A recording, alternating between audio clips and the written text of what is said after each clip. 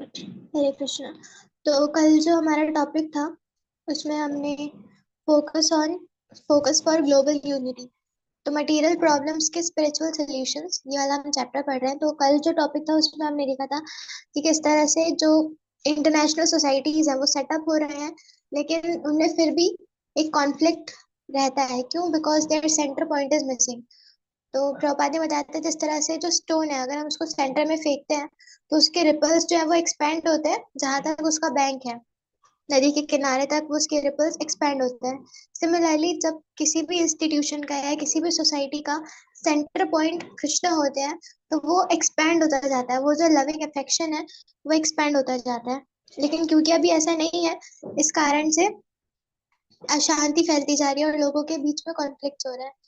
तो जो इस्कॉन है वो लोगों को महात्मा बनाने का प्रयास कर रहा है। महात्मा वो होते हैं जो कि हर किसी को समदृष्टि से देखते हैं, और ऐसे महात्मा बहुत ही दुर्लभ होते हैं, सुदुर्लभ। बहुत जन्मों के बाद में जाकर के किसी को ऐसी ट्रांसेंडेंटल नॉलेज मिलती है जिसके द्वारा उसको पता चलता है कि वासुदेव ही सर्व है, सर्वमिति।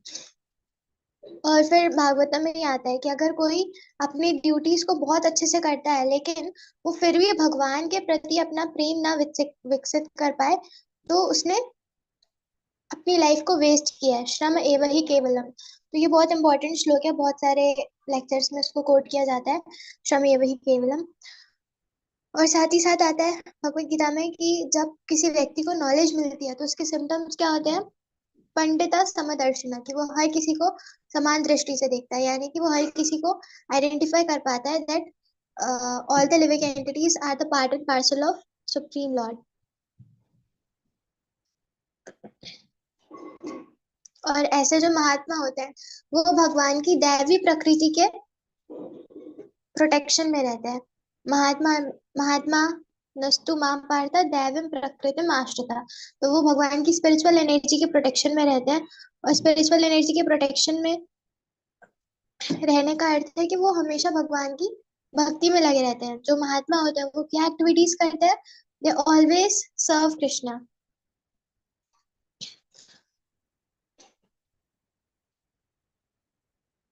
और सर्विस वो भगवान की क्यों कर पाते हैं? क्योंकि उनको पता है कि भगवान एक्चुअली में है कौन।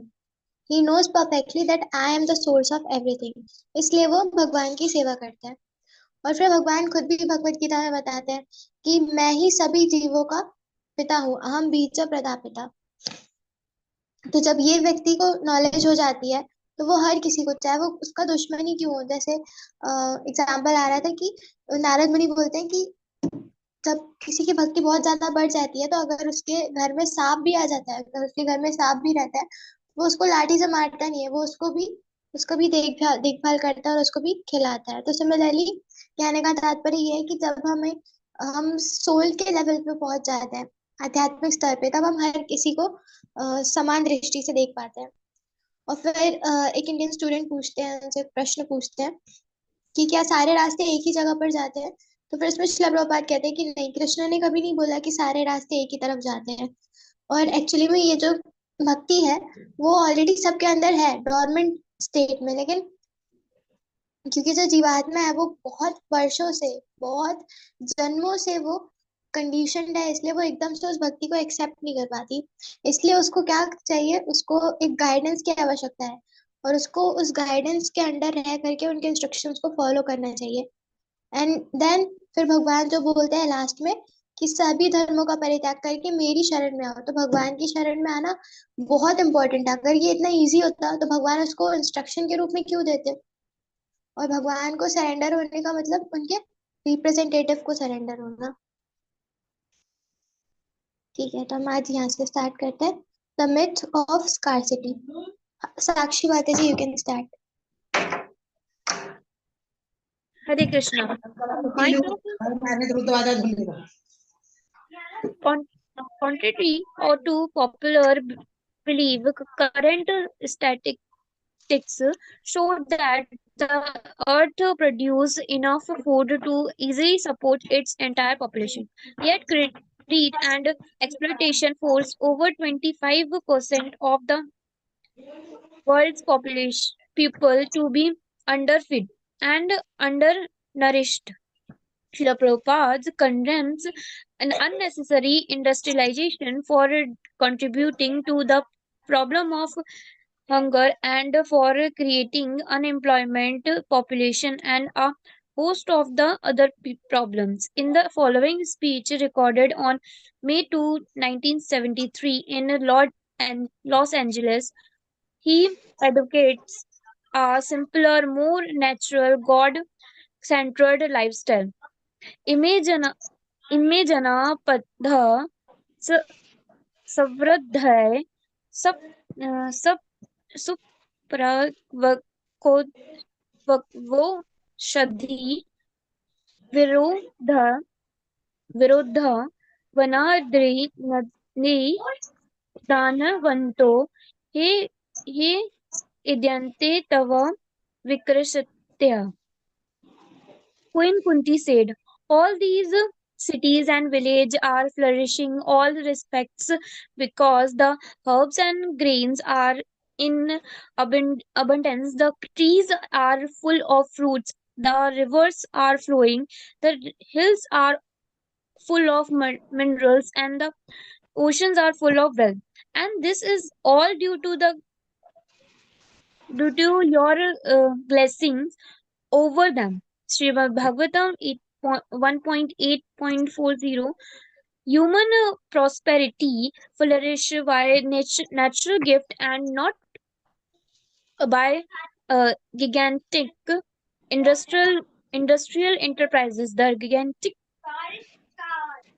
industrial enterprises are produce products of a godless civilization, and they cause the destruction of the noble aim of human life. The more we increase such a troublesome industry to seize squeeze out of the vital energy of the human being, the more there will be dissatisfaction of the people in general, although a select few can live lavishly by exploitation. Next, Hetvi Mataji.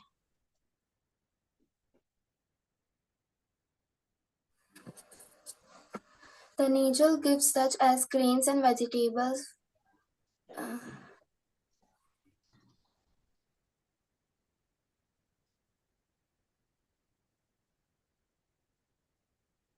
the natural gifts just a second, Mataji.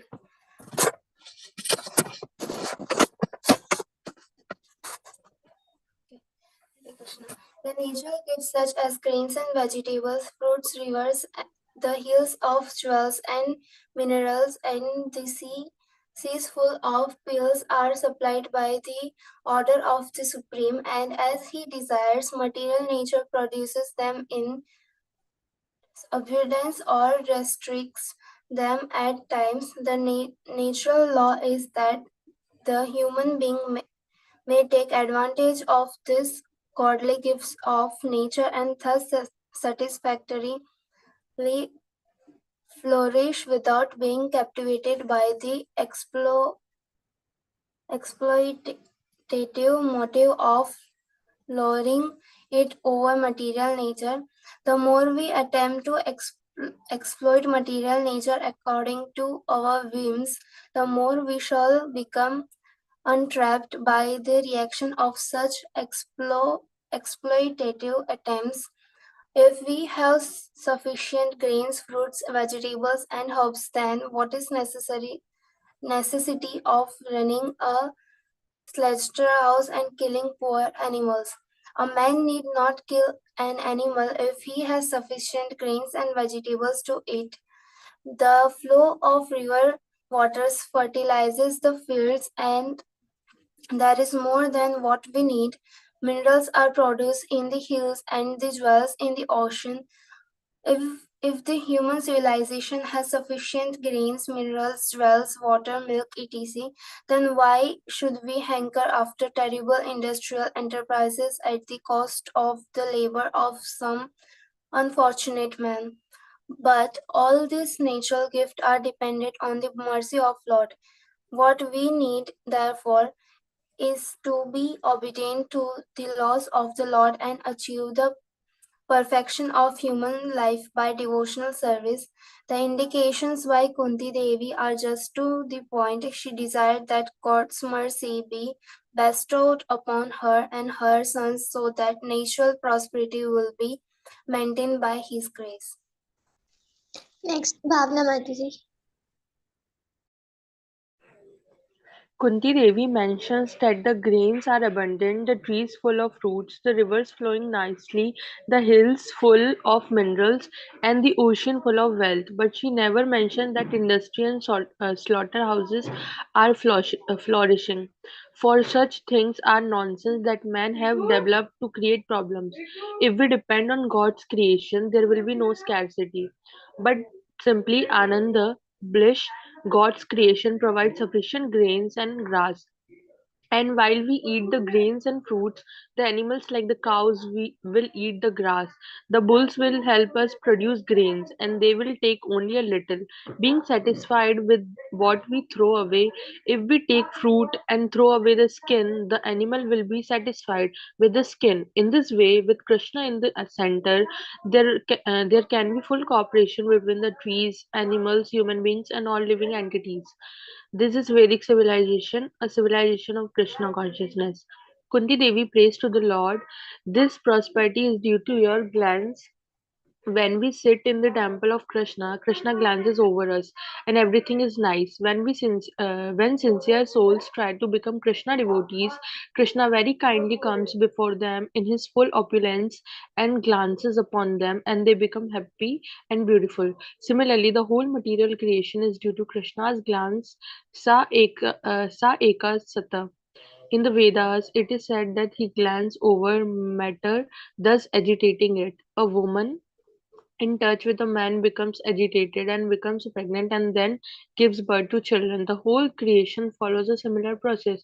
Similarly, while Krishna's glance matter becomes agitated and then becomes pregnant and gives birth to the living entities, it is simply by his glance that plants, trees, animals, and all other living beings come forth. How is this possible? None of us can say simply by glancing over my wife, I can make her pregnant. But although this is impossible for us, it is not impossible for Krishna. The Brahma Samhita says, Angani yasya saklendriya vittitmanti. Every part of Krishna's body has all the capability of the other parts. With our eyes, we can only see, but Krishna can make others pregnant merely by looking at them. There is no need of sex for simply by glancing Krishna can create pregnancy. Next, Bharti Mataji. In Bhagavad Gita 9.10, Lord Krishna says, Madhya, Madhyakshana Prakrit, Prakrit Suyate Sha Karakram. By my supervision, material nature gives birth to all moving and non-moving beings. The word Aksha means eyes, so Akshana indicates that all living entities take birth because of Lord glance. There are two kinds of living entities, the moving beings like insect, animal, and human beings, and the non-moving being like trees and plants. In Sanskrit, these two kinds of living entities are called Satavara Jagama, and they both come forth from material nature. Of course, what comes from material nature is not the life but the body. The living entities accept particular types of body from material nature. Just as a child takes its body from its mother, for 10 months the child's body develops from the blood and nutrients of the mother's body. But the child is a living entity, not matter. It is the living entity that has taken shelter in the womb of the mother, who then supplies the ingredients for that living entity's body. This is nature way. The mother may not know how from her body another body has been Mataji scroll.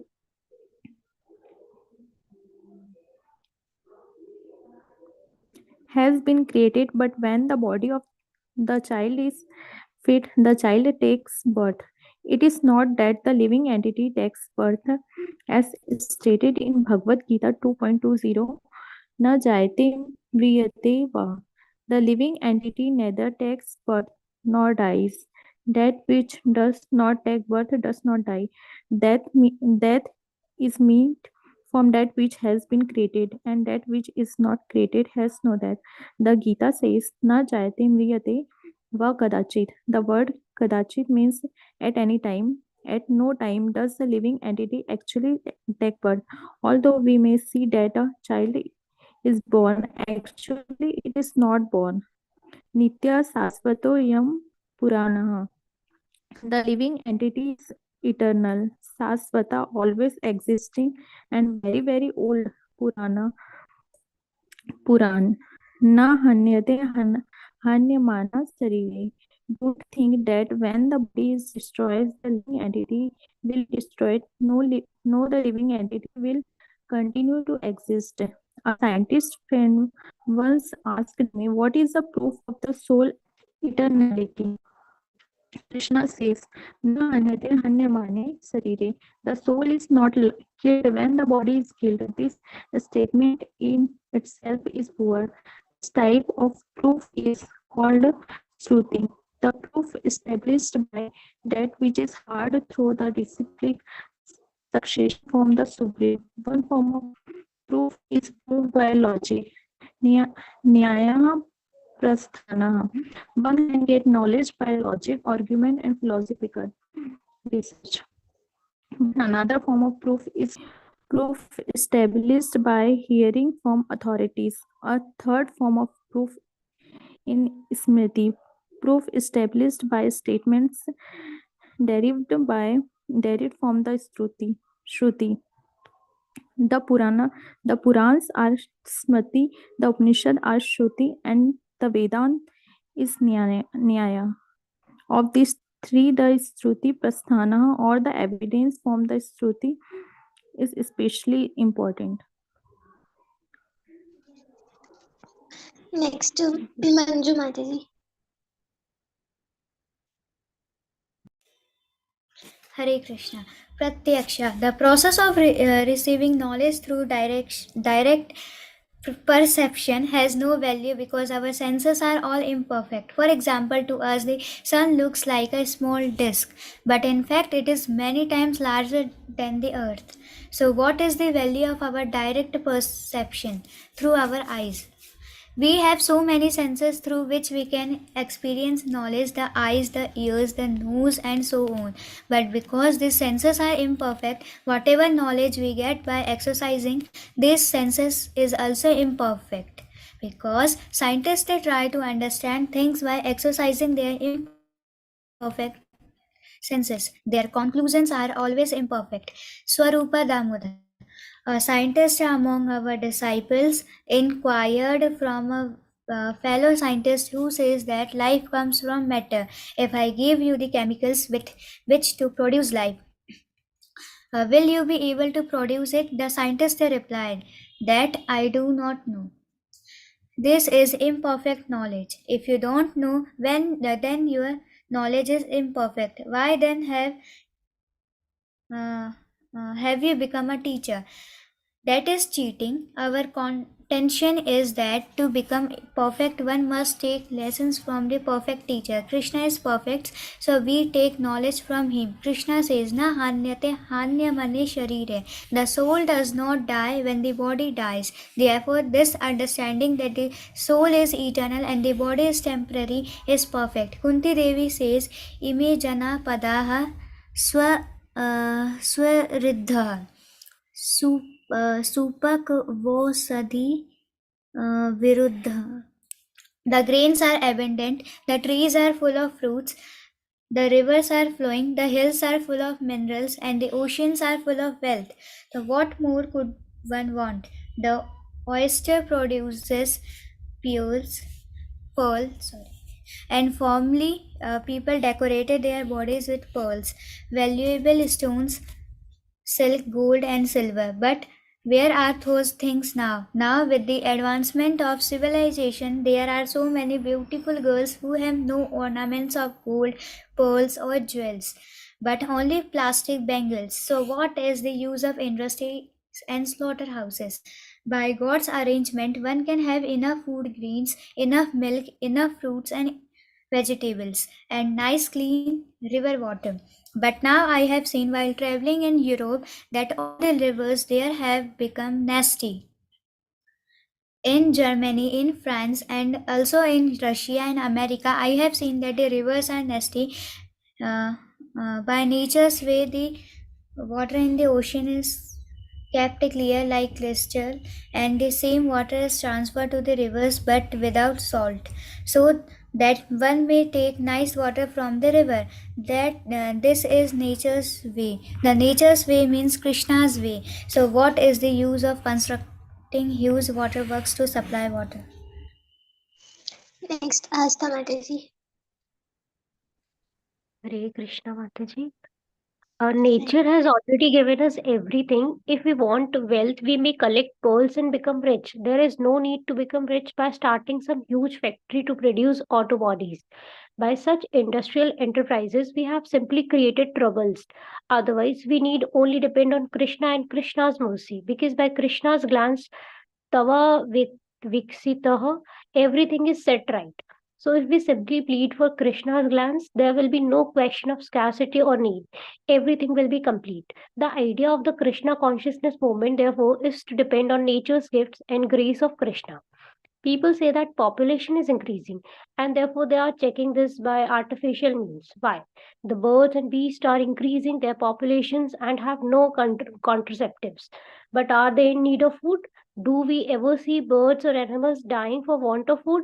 Perhaps in the city, although not very often. But if we go to the jungle, we shall see that all the elephants, lions, tigers, and other animals are very stout and strong. Who is supplying them with food? Some of them are vegetarians and some of them are non-vegetarians, but none of Mataji scroll.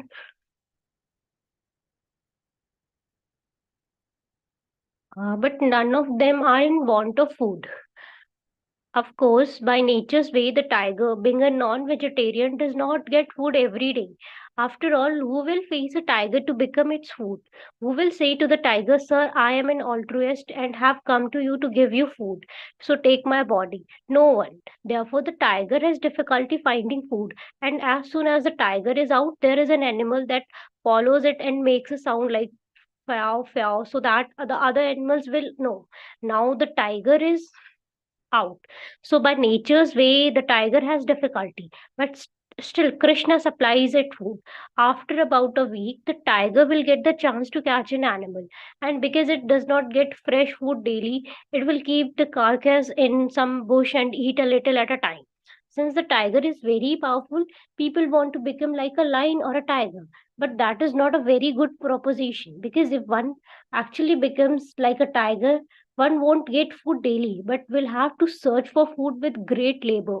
If one becomes a vegetarian, however, one will get food every day. The food for a vegetarian is available everywhere. Now, now in every city, there are slaughterhouses. But does this mean that slaughterhouses can simply enough so that one can live by eating only meat? No, there will be there will not be an adequate supply. Even meat eaters have to eat grains, fruits, and vegetables along with their slice of meat. Still, for the daily slice of meat, they kill so many poor animals. How sinful this is!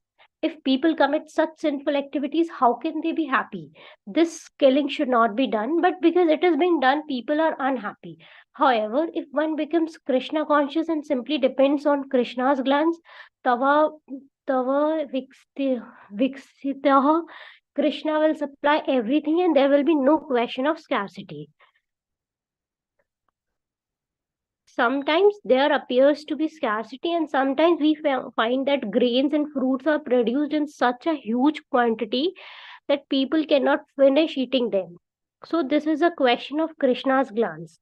If Krishna likes, he can produce a huge quantity of grains, fruits, and vegetables. But if Krishna desires to restrict the supply, what good will meat do? You may eat me or I may eat you, but that will not solve the problem. For real peace and tranquility and a sufficient supply of milk, water, and everything else we simply have to depend on Krishna. That is what Bhaktivinoda Thakur teaches us when he says, Mara bhi rakhibe yo ichha tohar. Mari be rakhibe yo ichha tohar. My dear Lord, I simply surrender unto you and depend on you. Now, if you like, you may kill me, or else you may give me protection. And Krishna says in reply, yes, Sarva Dharman Parityajya Mamekam Sharanam Vraja. Simply surrender exclusively unto me. He does not say, yes, depend on me and also depend on your slaughterhouses and factories. No, he says, depend only on me. Aham tvam sarva papebhyo mokshashyami mashicha. I will rescue you from the results of your simple activities. Because you have lived so many years without being Krishna conscious, we have lived only a simple life. But Krishna assures us that as soon as one surrenders to him, he immediately squares all accounts and put an end to all sinful activities so that one may begin a new life. When we initiate disciples, we therefore tell them, now the account is squared. Now don't commit sinful activities anymore. One should not think that because the holy name of Krishna can nullify sinful activities, one may commit a little sinful activity and chant Hare Krishna to nullify it. That is the greatest offense. Namno balad yasyahi papa buddhi. The members of some religious orders go to church and confess their sins, but then they again commit the same sinful activities. What then is the value of their confession? One may confess, my dear Lord, out of my ignorance I committed this sin. But one should not plan, I shall commit sinful activities and then go to church and confess them, and the sins will be nullified, and I can begin a new chapter of sinful life. Similarly, one should not knowingly take advantage of the chanting of Hare Krishna Mahamantra to nullify the sinful activities, so that one may then begin sinful acts again. We should be very careful. Before taking initiation, one promises to have no illicit sex, no intoxicants, no gambling, and no meat eating. And this vow one should strictly follow. Then one will be clean. If one keeps oneself clean in this way and always engages in devotional service, his life will be a success. And there will be no scarcity of anything he wants. ठीक है तो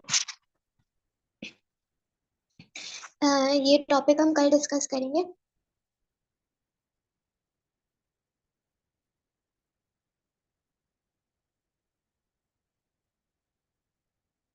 Yes, Mataji, we can do bhajan sandhyas on Ekadashis. मतलब